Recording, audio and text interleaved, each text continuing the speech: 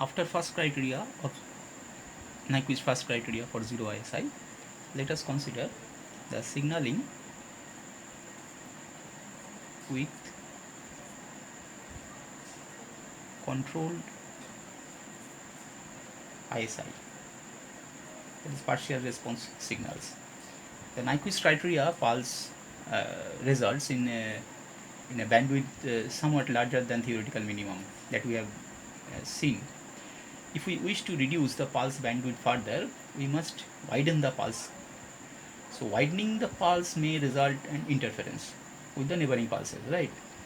However, in the binary case, when just two symbols, generally binary situation, we have two symbols, a known amount of ISI may be permissible because there are only a few possible interference pattern. So now consider this pulse, a pulse satisfying this criteria, say NTB equal to 1 for n equal to 0 and 1 and 0 for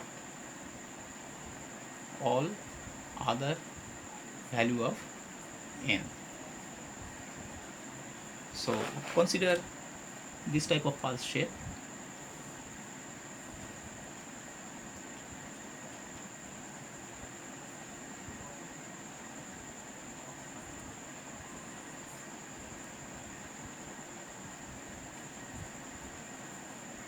This is 1,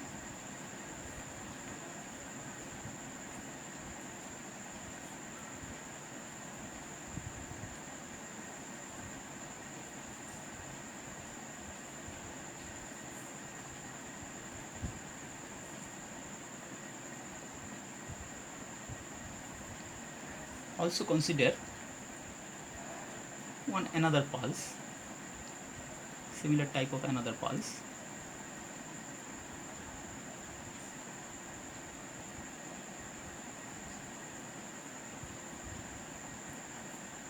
So this one is again 1 here and 1 here and 0 here.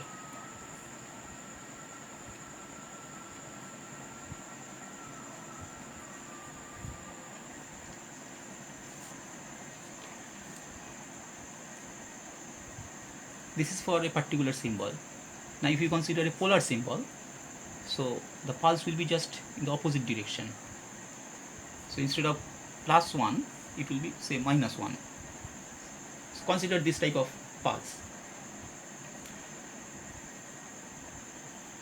That means logic 1 is transmitted by PT and logic 0 will be transmitted by say -PT, something like that. The received signal is sampled at t equal to NTB, here, here, here, and so on. And the pulse PT has 0 value at all the value of n except n equal to 0 and n equal to say 1. That means for this solid line pulse, it has got a value of 1 at t equal to 0 and t equal to TB.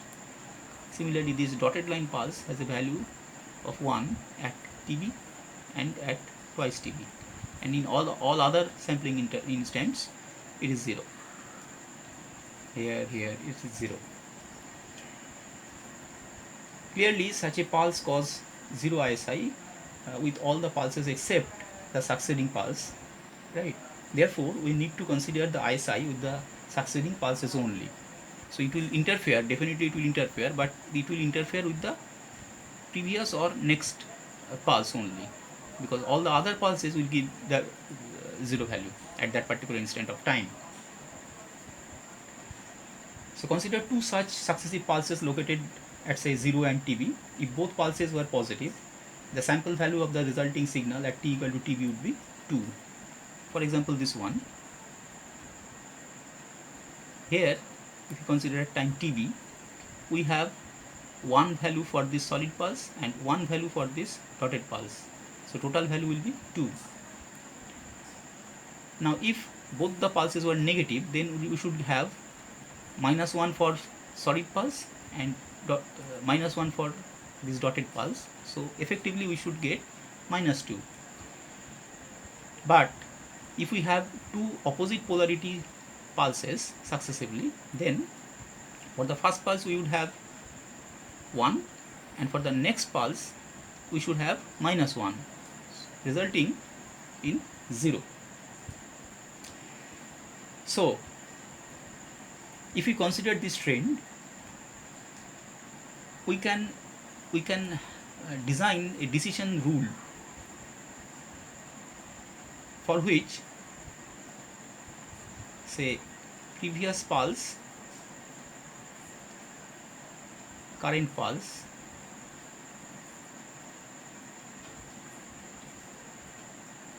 and the interference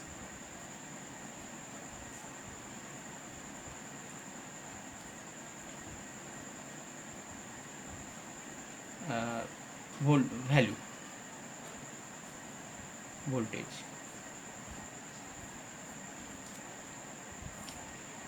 So if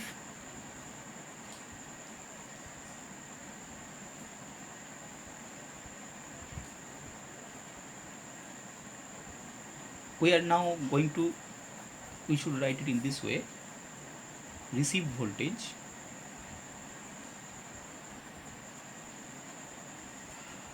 previous pulse, current pulse. This should be the proper way of representation in at the receiver. So the received pulse is now sampled.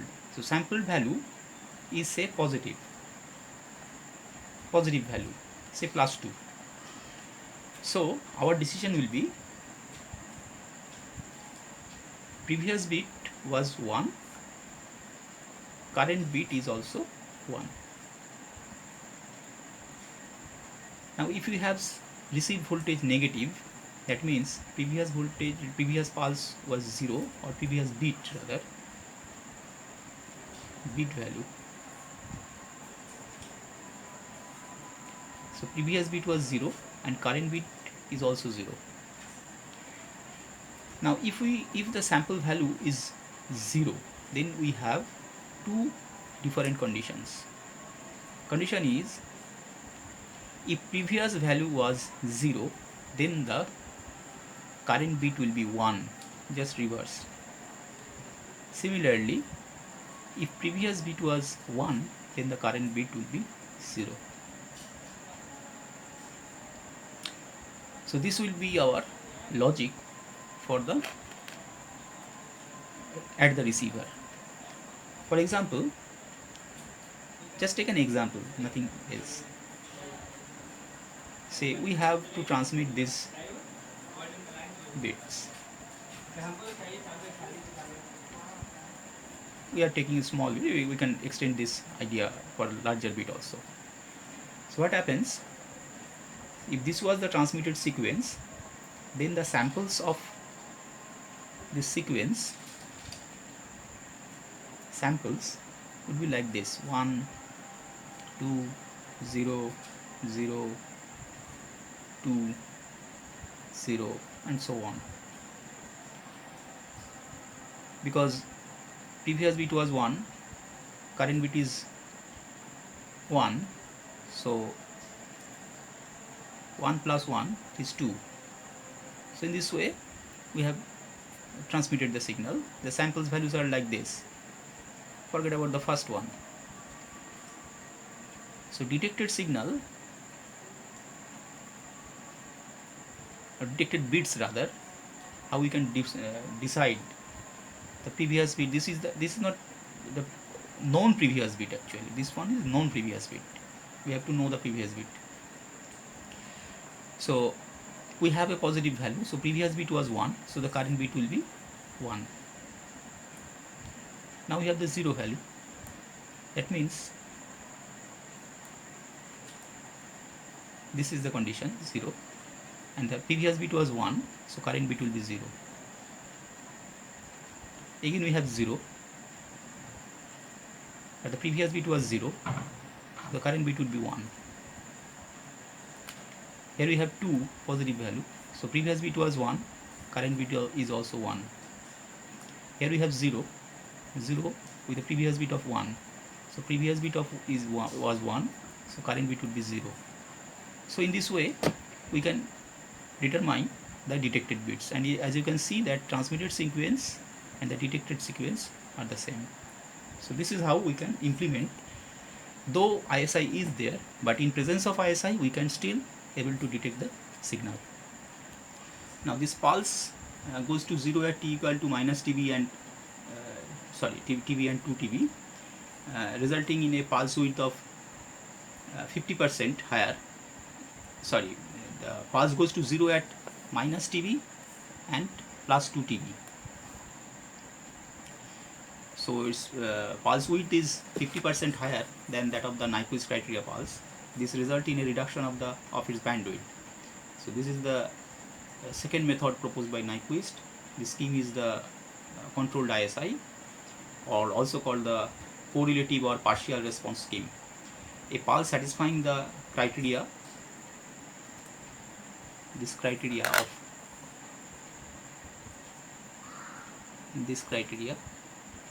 of controlled ISI is the duo binary pulse.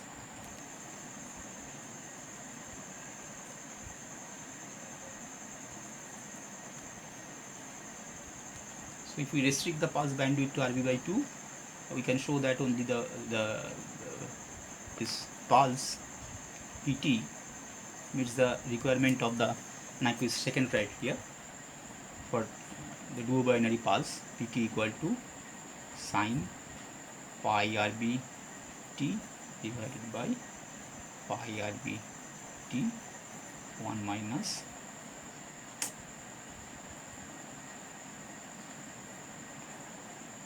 RB t, and its Fourier transform will give us the p omega 2 by RB cos omega by twice RB rectangular function omega by 2 pi RB exponential minus j omega by twice RB. So this pulse transmit binary data at a rate of RB bits per second and has a theoretical minimum bandwidth of RB by 2 Hz.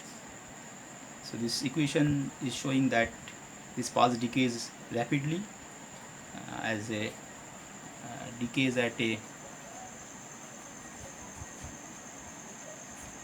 rate of say 1 by t square. This pulse is not negligible. This is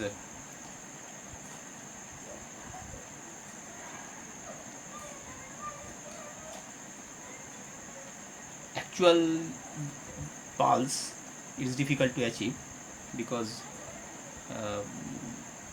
it is non-causal in nature and it has an infinite duration, but we can have some close approximation of this pulse.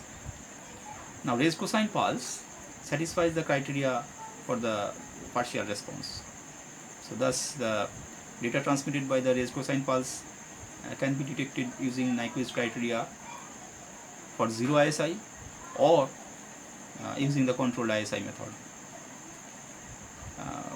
Problem is that it requires the twice bandwidth as that of this pulse.